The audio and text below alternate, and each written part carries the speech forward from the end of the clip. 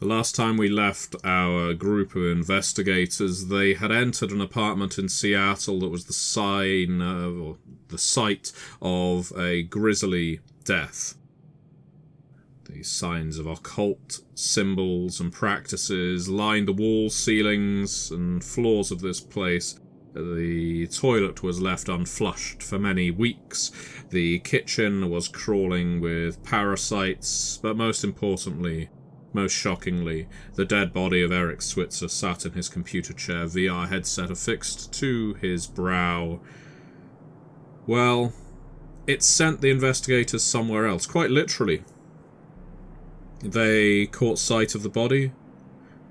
One of the characters even looked inside the VR helmet to see what game was still being played. The sounds of gunfire and screaming could be heard. And all of a sudden, this world, this Elysium in which we live, fell away. Drifted away, pixel by pixel.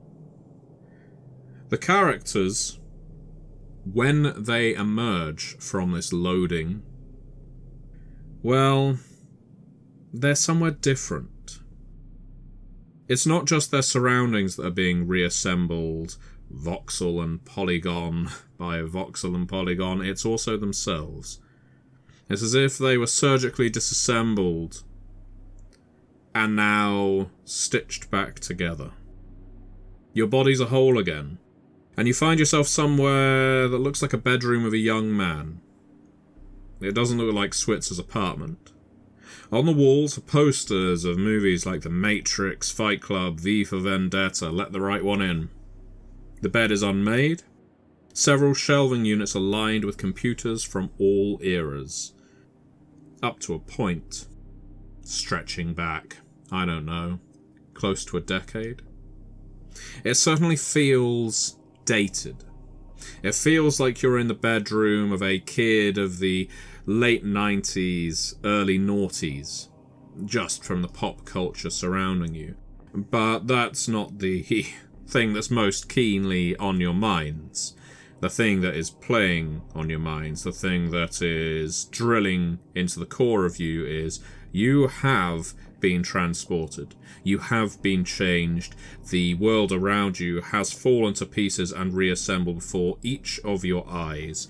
And mechanically speaking, each of you loses to stability. But narratively speaking, each of you feels a tremendous sense of nausea, as if you have been swept up and thrown a far distance and quick with it. As if while your skin may be in place like jigsaw puzzle pieces, slotting back together, your insides are still shaken and reforming. All three of you are in this bedroom. None of you can apply skepticism to this moment. I just look at all of this with incredulity. I cannot believe what I'm seeing. What the hell's going on? What the fuck? I start rubbing my hands. I feel my face. I just look at myself. What do I see? You are dressed as you were when you were in Seattle. Your body looks the same. You think your arms, as you closely examine them, the closer your forearm gets to your eyes, it seems to get more blurred than you would imagine, as if you have suddenly become short-sighted. And, of course, as you move it away, things are slightly more clear, but then, the farther away it gets, once you've stretched your arm to its most distant, and you look quite a sight doing this, almost like you're preparing for a jog or to lift weights, doing stretches, looking at your fingertips this far.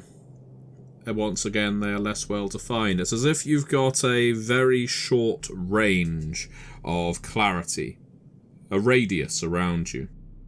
So you just see me standing there for a bit, just looking at myself, just reaching out my arms, just looking, squinting at you two. I look over at Dwayne. I stumble a little. I'm trying to find something to grab and hold on to myself. I can't deny it. Somehow we've moved, and that's impossible, but we have. We've moved. We're in a different place, and I don't understand any of it, and my stability is now quite low, at critical stress even, so I just say, Toby, what did you do? What did you do? You did something? You touched the body. And then I start looking around, because where's the body? Where's Eric? I just put on the headset. That's all. Something else must have happened. I mean, this is... Where the fuck are we? I begin moving to the window, trying to look out. He had to have been dead for quite some time to reach that state of decomposition. I wonder if some kind of remnant is still stuck in here, and our bodies are now lying on the floor back in that awful place as well. Try to get a grip, but my stability has also suffered quite hard at this point. It's hard to keep up the strict facade that usually is Sylvia Spears. Dwayne, as you are trying to grip things around you, you are literally reaching out, trying to hold on to the desk beside the bed. Your hand is running along the walls. You're trying to get a sense of, I guess, existential sanctuary, if that makes sense. Something familiar, some kind of tactile sensation of security, and that doesn't come. Yes, the desk feels solid. It doesn't necessarily feel like the grain of the wood is translating quite correctly to your fingertips, but when your hand goes to the wall and you grip the corner of the Fight Club poster where you think you're gripping it, but your hand slides straight over it as if it is part of the wall. You can see a shadow. You can see the line, the divide between the material of the poster and the material of the wallpaper, but as you move your fingers back and forth, it doesn't help. In fact, it only exacerbates the situation. It's as if it's painted there. I think I'm just getting more and more angry. The only way I can respond is anger. I just begin punching at this fucking wall. Surely, when I punch the wall, I feel something. You feel the dull thud against your hands. You feel the pain ripple through your body, but it's muted. As you smack the wall, the damage does register on it, but not in a way you expect. You're hitting it hard enough to drive a fist through light plaster, but what you're instead getting is grey marks in a roughly exploding star shape. An impact shape, but there's no dent, no change to the smoothness of the object in front of you. I just stagger back and just say to the others, we need to get out of the room. We need to get out of the room. Doesn't matter what's happening. We need to get out of this room. Where's the exit? Where's the door? Toby, where's the door? As Dwayne is ranting and raving, Toby, you took to looking out the window. Yes. You can see out of the window, and you can see a vast forest. Tall trees as tall as the building you are in. You can just see over them and see a morning sky. But these tall pines, deeply knotted together, thickly clustered. You could possibly pass through them, but this doesn't look like a forest that sees much, well, especially vehicular movement within it. Most disturbing, however, is what you can see almost directly outside the house. Lower than where you are, of course. Two bodies hanging from thick branches on one of these trees, hanging by the neck. You can't see what's dangling them there, a belt, a rope. It seems to matter very little, but there are certainly two bodies, you think a man and a woman, just hanging lifelessly, limp. No. Yeah, you're right. We gotta get out of here. Let's try and get out of this room. I checked my phone. I mean, maybe we can get help? I mean, I don't see how, but maybe this is all just some drug or something that we're under the influence of. Your mobile phone has no signal at all. As he brings that out, I start fumbling for my purse. Did it come with me in? Did my belongings come with me? Like, is my handgun? Things like that? Yes, you do still have these objects, and they provide you with a small sense of stability. You can gain 1 point, just resting your hand on your handgun. And there's something disturbing to that. You've never been a frequent user of your gun. You've taken trips to the firing range. You're a responsible gun owner, sure. But you can't say it's ever made you feel any more or less safe than not having it with you. But right now, gripping it, it's like a child with their favourite doll or comfort blanket. You feel the need to have it close to your chest. Yeah, so as I'm doing that, I'm kind of staring blankly in front of me, which happens to be over at Dwayne, but it's like I'm looking right through you, just holding on to something in my purse. I just stare at Miss Spears for a moment. My mind is starting to think maybe I fell over. Maybe somehow I fell over or someone knocked me on the head and this is a dream.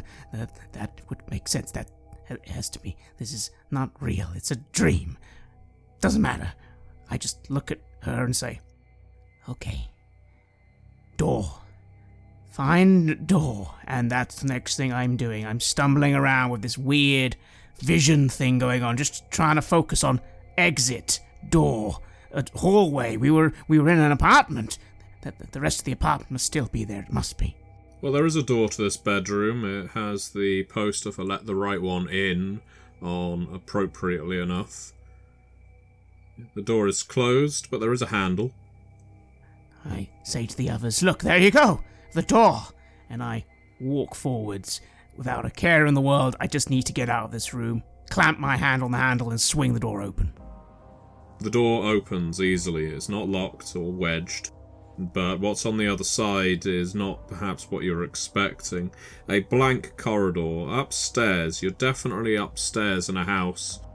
You can see the staircase leading down, but the floor, walls, ceiling, banister, staircase, everything that you can see out here is dull and grey, silverish grey, as if half finished, as if not quite put together.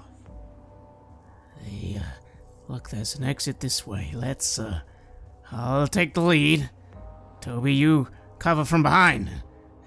And watch out for enemies. Watch out for people who, I don't know. You're the soldier. Let's go out this way. Sure. And I cover our rear and try to make sure that no one ambushes us. I don't really know what to expect here, but it is a very disconcerting place to be. As we start walking, I say, it's like we're in, obviously, some kind of computer-generated world. Shouldn't there be some kind of, I don't know how these things work, but isn't there a control panel, some way to shut it down, or how to get out? Do you think that there's a physical exit in here? This is all impossible, but I mean, hey, games, they have an end, right? I mean, what if we finish the game? What if we beat the end boss? That should do it, right? I turn to the other two, who probably are saying something quite reasonable, but being the man I am, who's never played a video game in my life, except maybe a game of Tetris once, I just look at these two like, what the fuck are you two talking about? Like a Star Trek episode? You're fucking crazy? The door to the bedroom slams behind you as you make your way down the stairs. Enough talk about virtual world. Just we're getting out of here. Let's go down the the stairs, these stairs, and I try and find my way to some stairs. Try and go down, keeping an eye out as I go through this grey world. The downstairs is equally bland. There's the fixtures and fittings of a kitchen, a living room, but there's nothing particularly flavourful that would indicate where you are. Could I ask for one of the characters... Let's think. Could I ask for Sylvia to make a perception roll, please? Observe a situation. That's an 8. You feel like you've been here before. You can't put your finger on it, and this place, so blank, so featureless, it's reminding you now... It's reminding you of one of the few private luxury sanitariums. Some people call them rehabilitation clinics, but you've certainly developed an attitude toward them over the time that you have checked yourself into when your condition gets a little too much, or when your dependence on the pills gets a little too much, when you just need to even yourself out, and you don't like to do it. It makes you feel weak when you do it, and yet here you are again, looking at featureless walls, looking at smoothed off edges that aren't allowed to be sharp, just in case you decide to, I don't know, run your wrist or throat along them, because it's all got too much. Yes, you need to get out of this house right now. I'm trying to find some kind of comfort in the realization of the familiarity and how I could try and rest in here, but that does not come at all. It is just the feeling of a prison, and this time, for once, it's not more or less self-inflicted. I try and just brush past and take the lead, feeling the stress rising and feeling that old man Dwayne is moving too slowly. I am picking up on what Toby said about a game needing to be finished and an end to it, and I just say, hey, fuck that. These are virtual worlds. These are the kind of places that people without lives want to try and spend their entire lifetime in, rotting away, not caring about reality. It is not my kind of place. And then I just try and shoulder past and run out of this house if I can. You swing the front door open and almost fall down the front steps in your eagerness to escape this place, but you're able to hold yourself together and are face to face with the expansive forest outside the building. Are Toby and Dwayne following right behind? Yes. Yes. In that case, you both exit, and as you do so, the door slams shut behind you. Sylvia, what are you doing? Slow down. I'm not staying here. This is just... If there's a slight hint of truth of what you're saying, Toby, then we gotta just run through it. Like one of those stupid Super Mario games. You just run and you jump. I think it's gonna be a little bit more than that, but yes, we have to make our way through this. There must be an exit somewhere. There was something hanging, right? I saw something, right? Toby, you're looking up at the trees. Well, you look back at the house, and you can see the room that you were all in, up on the first floor. And then you look from there toward the trees, down, just to see what view you could take in. And yeah, there were definitely 2 bodies hanging from one of these trees, but they aren't there now. Could I ask you to make an investigate roll, please? 11. You have a pretty pinpoint sense of where they should be, and you stride over to the tree that those bodies were hanging from. And it makes you blink. It makes you shake your head and wince and question what you're seeing. You see just briefly the flickering remnants of those bodies and the nooses that had them dangling there. But as you twitch and blink and struggle to maintain focus, they disappear, shade out. What the hell? I just shake my head. In the meantime, I'm rushing down the stairs, just trying to find a way forward. I feel like the door slamming behind me is just an indication of the level, or whatever it is, continuing and the screen moving on. Dwayne, are you aiming to walk directly into the forest, as in walking directly away from the house that stands behind you? Or are you going to walk around the house, or... I know you're outside of it. Walk around the house perimeter? Or is there something else on your mind? Well, I see Sylvia just starting to run off, and then I see Toby going in another direction, and then I kind of have to struggle to think, wait, they might not even be real. They might just be part of my dream. So why do I care what they're doing? But then again, even in a dream, it's better sometimes to have some sort of backup. I don't fucking know. I stop and I just start looking, because is it just this house and then all around us is a forest? That there's no sidewalks, there's no other houses? It's a good question. As you look northeast, southwest, trying to get your bearings on what's around you, and take a short jog to the corner of the building just to see whether there's anything different in the other direction, you can see what looks like a trail heading into the woods in that direction, but it's as if it's painted. It's as if it's, once again, much like the interior of the house, half-formed. It's a road that looks more like something Wile E. Coyote would paint to trap the Roadrunner than an actual road you could walk down. This is utterly insane, but I'll still call out to the others hey, don't just walk into the woods. There's actually a trail here. This has to be the way to go. This is the way to go. Don't just wander into the woods, you two. You're right, I say, and I try to make it back to Dwayne, just again looking back at where I thought I saw those bodies hanging, and then I just focus on Dwayne and on this trail. Yeah, you can see the trail as well. At this, I do spin around from where I was going, which didn't feel like anywhere really, because I just wanted to get away from that house. I see them getting up on that trail. I feel a bit unsure.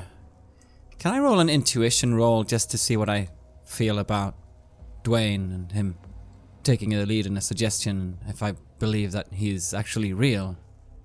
Absolutely. That's a 7. You have serious doubts as to the reality of your surroundings, and that includes the people with you. This could be an individual psychotic episode, the likes of which you have experienced before, though never quite with this distorted clarity. Sure, Dwayne is acting as you would imagine the chief might act under duress, but if you could imagine it, why could this not also be a part of your imagination? This whole thing is far too unreal. You don't want to head down a trail with those two.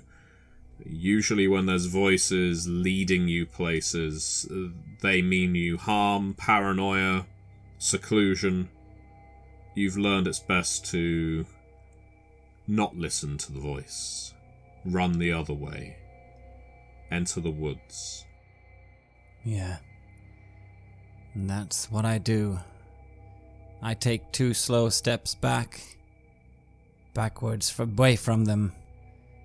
I again squeeze the gun in my purse, and then I start running the other way. There has to be another way. By the time Toby and Dwayne have noticed that you've run off, it's simply at the sounds of your feet padding through the woods, but they can't see you now. You've entered the darkness of the forest. Toby and Dwayne, your choice. You're going to pursue Sylvia or go down this very alluring trail? Sylvia? Oh, fuck. Where's she going? I don't know, Dwayne. We should probably go after her, but... I don't know. Something about this trail, huh? Like it's taking us somewhere. Yeah. I give Toby a bit of a look again. I'm not even sure if he's real. That I did try and help Sylvia, but she's run off, although I think to myself, did she have something in her purse? I kind of reach instinctively to my own belt.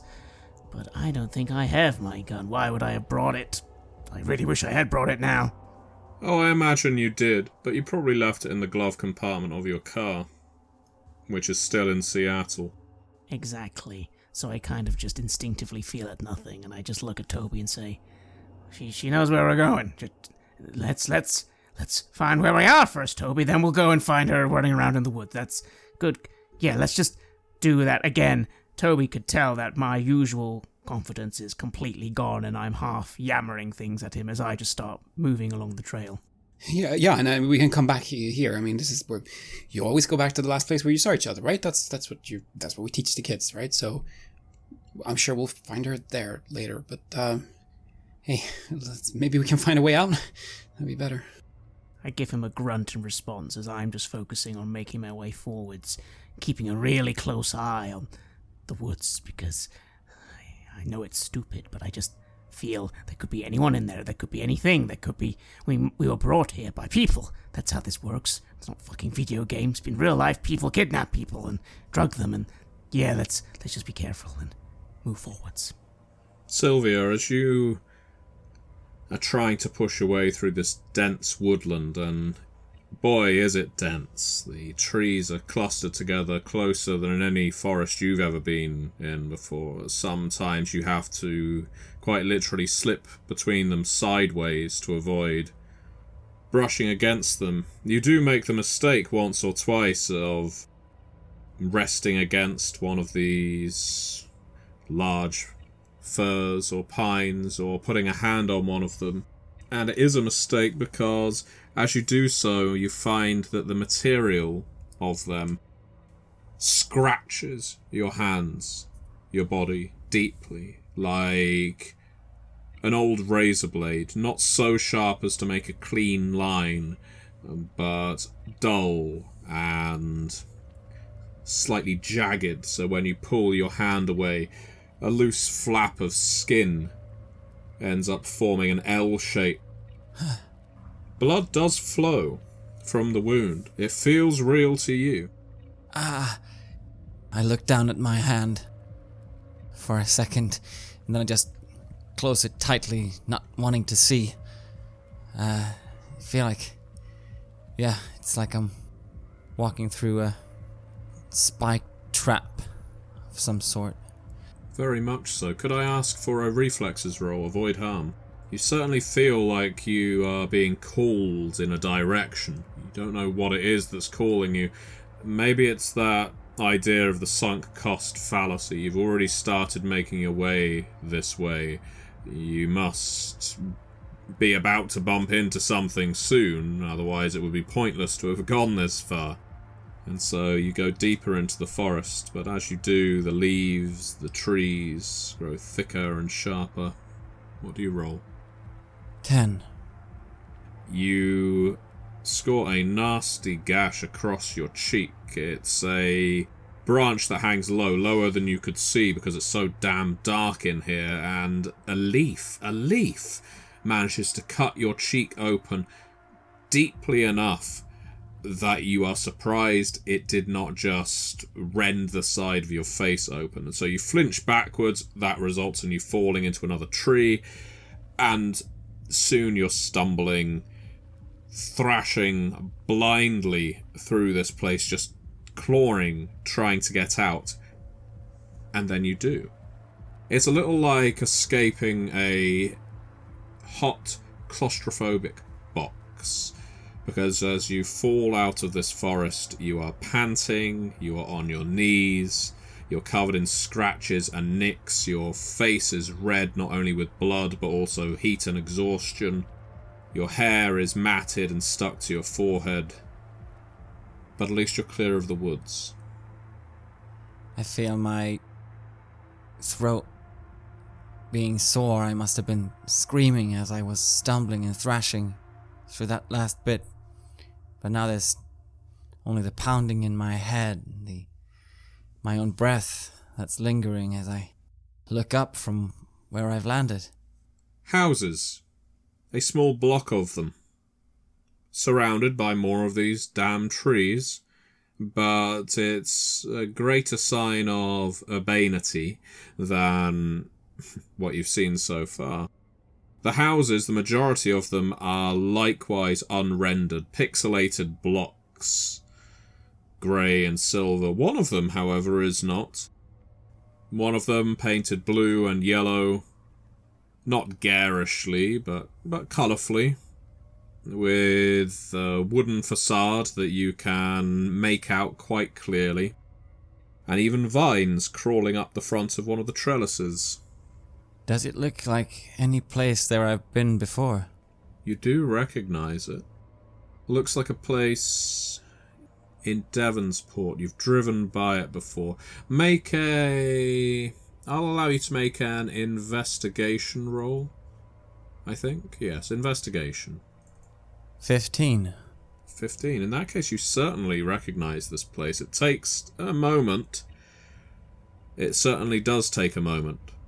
But as you climb to your feet, again you squint, you focus on this building that looks so clear, surrounded by the others. This is the house of a guy by the name of Russ Belsky. He came to your practice once for some legal problem. It wasn't by any means a major case, a major earner for you, but you're one of the more reputable lawyers in the city. He owns a small business. From memory, you're thinking, is it a car wash or a laundrette? And then you remember it's a laundrette, in fact a chain of laundrettes. There was some kind of business case. Someone got attacked in one of his stores, one of his laundries, and another person was trying to sue because they were saying he should have had security cameras that would have caught the assault. You remember, it's all coming flooding back now. It was a pretty vicious assault as well. There was a sexual element to it, and the victim was left permanently disabled. But damn it, you were a good lawyer. You were able to defend your client, Mr. Belsky, and his laundrettes, and, well, he didn't lose a penny. What the hell is his house doing here? I look at it as I see the other graying ones looking more like a backdrop to this. I get up on my feet, stand straight, look down at the damage, but only briefly before I start stumbling towards it, or I try to straighten up, try to get my hair out of my face, trying to straighten my posture, trying to be civil, trying to be me, dignified. You approach the building, as you say, straightening your clothing, making yourself look as presentable as possible.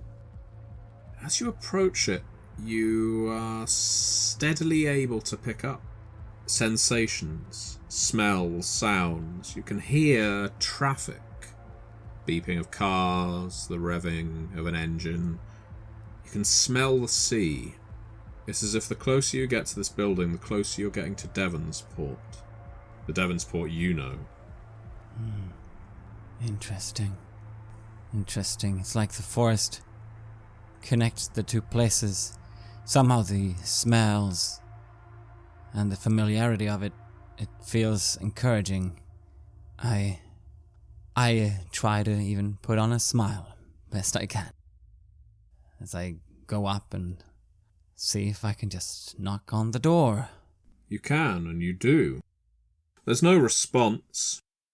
But now that you're this close to the house, you can smell it's never not tempting, the smell of barbecue from the backyard. Maybe everyone that lives here is out back. It seems unreal given the surroundings, but that's definitely the smell of cooking meat. Mr. Belsky, I say, and then I pretty soon give up the idea of getting in through the door and just trying to find a way around if there's a side gate. There is. It's unlocked. All of the doors here appear to be unlocked, but that's the reputation Devonsport has had for a long time. It's still the kind of place, they say, where you can live and not worry about locking your doors or windows at night. And as you venture into the backyard, the paraphernalia of a barbecue is present. There's nobody there. There's a swing set, a slide. Maybe Belsky has children, you can't recall, quite honestly. It would be strange, however, to have this kind of stuff if he didn't. As you're looking around trying to find any sense or shape of Belsky or someone else, you catch a glimpse and then stop yourself to ensure it is even clearer of a symbol that has been burnt into the back of the house, near its foundations. I probably don't need to describe the symbol for you again. You have seen it before, now several times. It's that thing again, the key-like thing with the half-moon shapes. I look briefly around again. As there's no sign of life, I go over and I look at it there on the wall. And I try and reach out to touch it. Your fingertips approach it slowly, but you're able to touch it. You're able to feel the ash from where someone has pressed or seared this mark into the wood, or maybe they've slowly burned this shape, but you're able to scrape the ash off with a fingernail. It irradiates a mild, slightly comforting heat, like you're pressing your hand against a radiator on a cold day, except the temperature around you is utterly ambient. There's no breeze, there's no chill, there's no real heat, just this symbol. What does this do? What does this do? I just trace it for a bit. Someone trying to connect places? Make a roll to see through the illusion. 6. You can lose that stability I gave you back.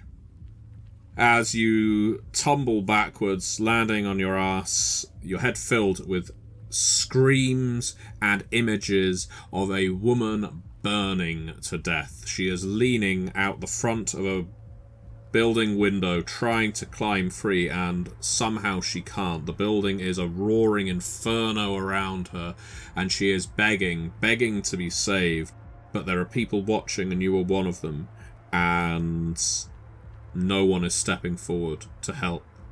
Maybe it's the danger of the fire, maybe people are too afraid, or maybe they just don't care enough to intervene. But this woman roasts alive before your very eyes, and that smell of barbecue is now even richer in your nose. That heat on your fingertips has turned to blisters. You are shaken, in shock, and leaving you with that feeling, we will go back to our other pair. Dwayne and Toby, you have been making your way down this trail through the woods. It is there as you press forward, although it's a bit like wading through syrup. Again, there's that feeling of something that's been half built, half programmed. It only exists in an interstitial way. And by interacting with it, you likewise, in a fashion, are acknowledging that you are the same. That you being here, it doesn't marry up. That every step you're taking deeper and deeper along this trail, the less real you are becoming. But this is by all appearances, the only way out of this place. And sure enough, looking over your shoulder, you are moving. This isn't like some Escher's maze where every time you look back you've not travelled any farther than you had a few paces before. But it takes you time before you see any other structures emerging from the woodland. And when you do, Dwayne, well, you recognise it. Toby, not so much. But Dwayne, you do. You recognise the Switzer's house.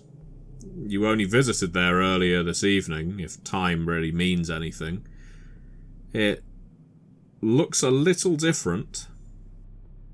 And when I say a little, I mean, well, it looks distorted.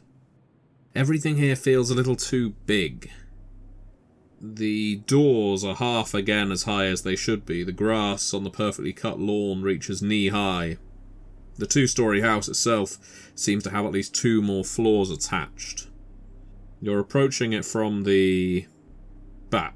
And much as Sylvia has witnessed, although you can't know what she's seen, there are other buildings around, although once again they are unrendered grey blobs dotted about the scenery.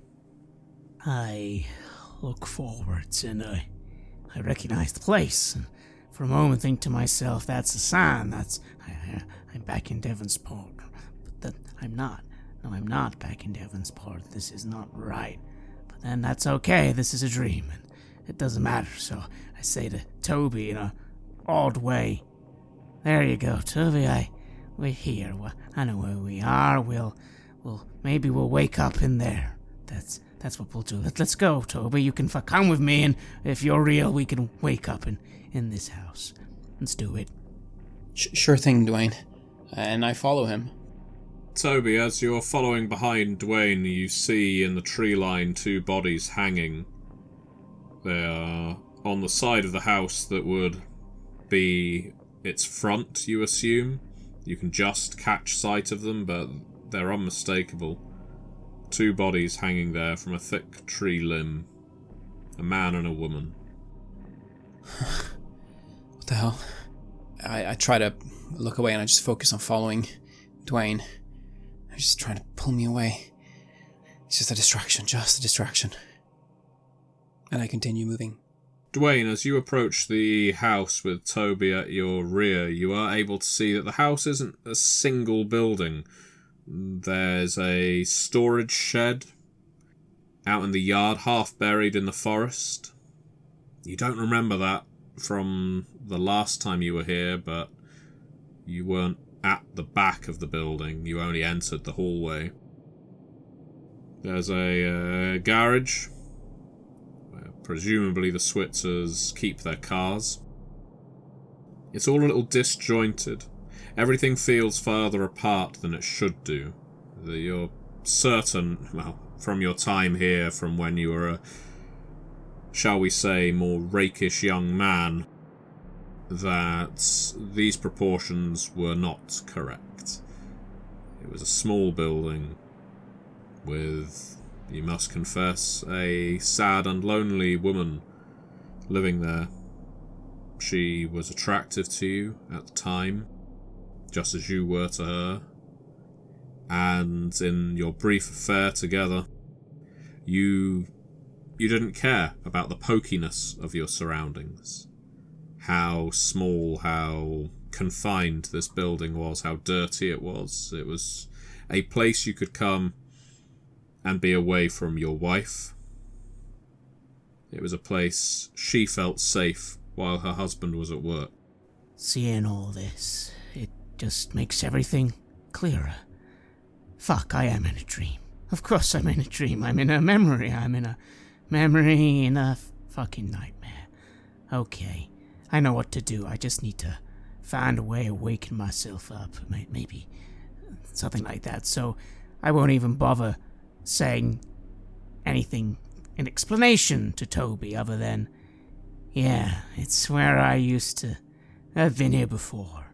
Don't worry, Toby, we'll wake up soon. Let's go inside and I'm sure there'll be some people I know from my past inside, and it's all fine. It's all just a nightmare. We'll wake up soon, Toby. We'll wake up soon.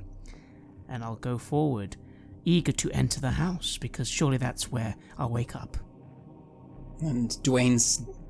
the way he's acting, it's worrying me. I mean, we're definitely in a very strange place. But this isn't no dream. This is way more than that. But I follow him, determined to keep him safe in case anything happens there. Dwayne, you enter the building, Toby behind you. Toby, as you are about to step over the threshold yourself, you hear in the distance, unmistakably, the pop, pop, pop of gunfire. Did you hear that? That's gunfire. Where's it coming from? I rush out, trying to locate where it's coming from. It's the direction of the woods. You think you'd have to pass through them to get closer, but whether you want to approach is another matter entirely. Do I even hear this? You didn't, not within the house. The house itself feels quite safe, secure, a familiar location. You feel quite at home here. Yeah. I just mutter something to Toby. He probably can't even hear me. I didn't hear any gunshots. I just know that I need to be here, and I'll get out here. So I leave him to do as he wishes. Come on, Dwayne, we have to... Oh, fuck.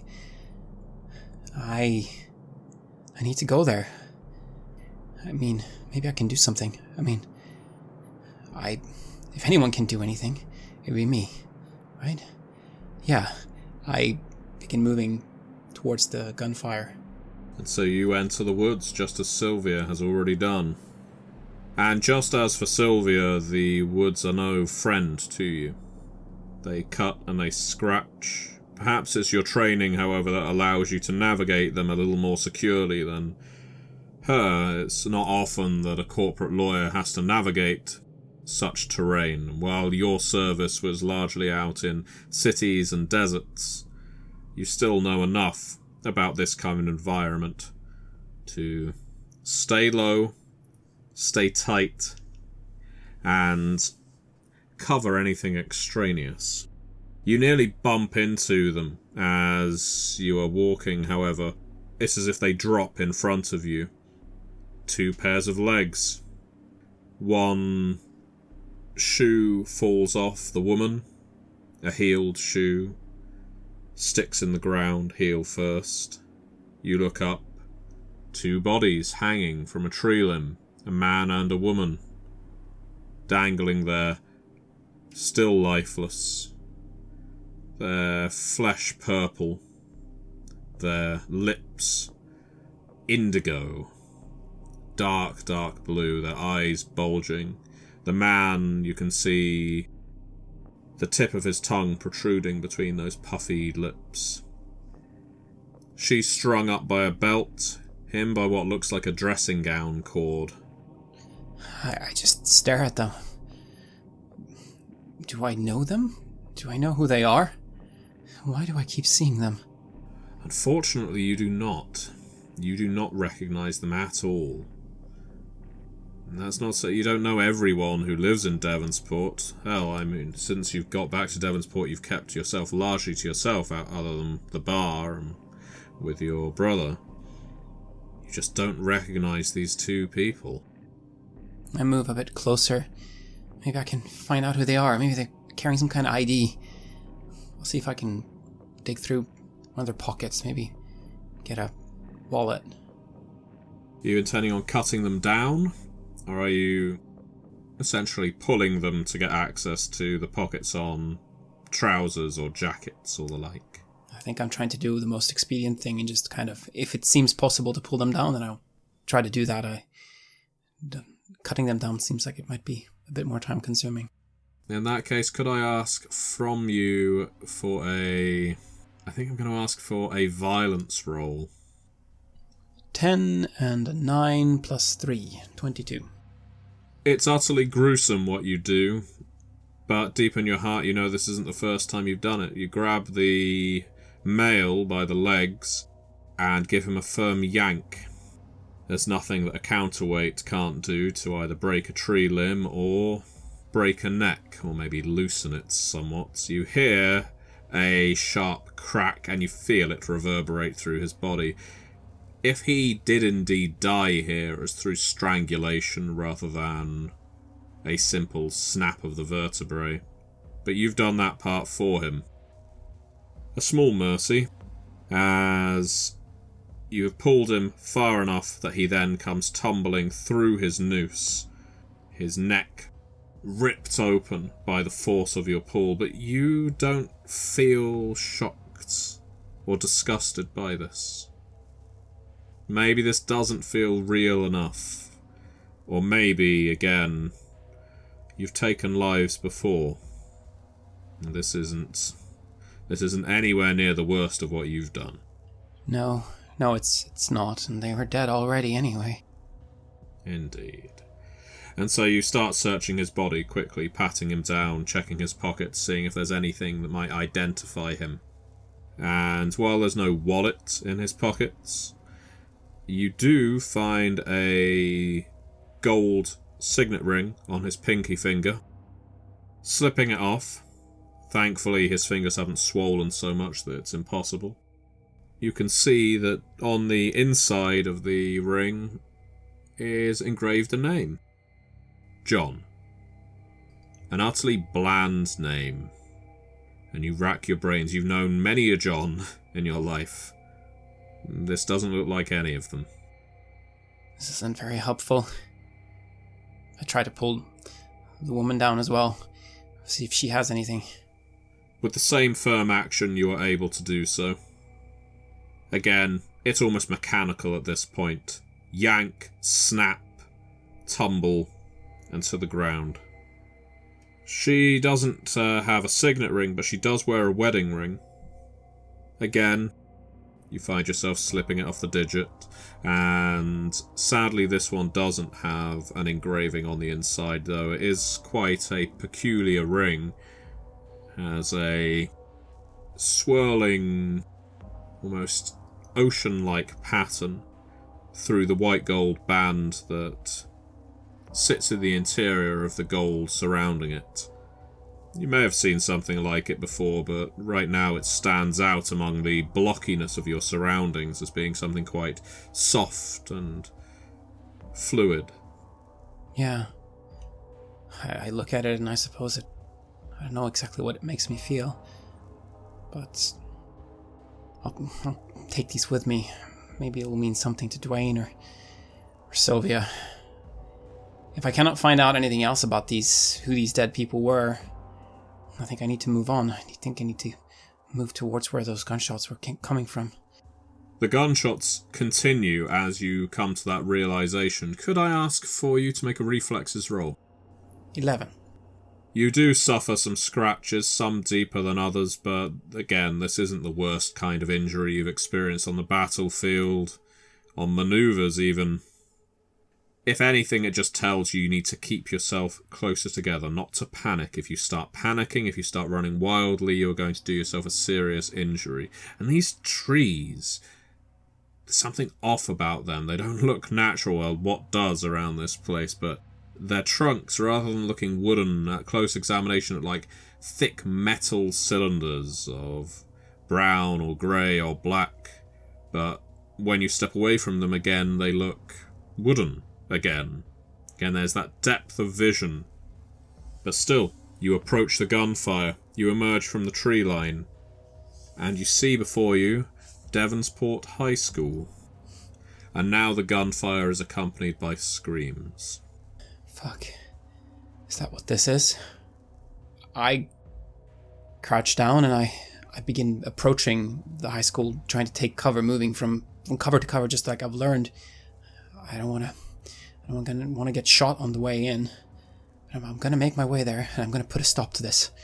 This isn't going to happen. Not this time. You have listened to an episode of Red Moon Roleplaying, where we played The Shunned for KULT Divinity Lost, which was written by Jonas Nelson, with additional material from Petanado. The Shunned was released as part of the Screams and Whispers scenario collection.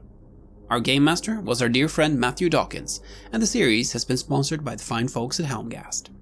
The music was made by H.M. Carceri, featuring a number of collaborations with other artists, and was used with permission from their label, Cryochamber. Check out their website at cryochamber.bandcamp.com or their YouTube channel for some moody dark ambient. We would like to give massive thanks to our champions of the Red Moon, Martin Heuschober, Nastasia Raulerson, Simon Cooper, David, Julián, Camilla, Ludwig Manford, Bob Lange, Julián, Cameron, Xabier, and Antxon for their generous support. And we would of course also like to thank all of our other patrons. Without your support, the show would not be possible. If you want to support our work, please check us out on Patreon. You can get access to bonus campaigns for Cult Divinity Lost and Coriolis there, as well as get early and raw access to all of our recordings. You can also hear your name read on the show as a champion of the Red Moon, as well as play Cult with us. Most importantly, that support is what keeps the show going, so do check us out there. Thank you again for listening, and remember, death is only the beginning.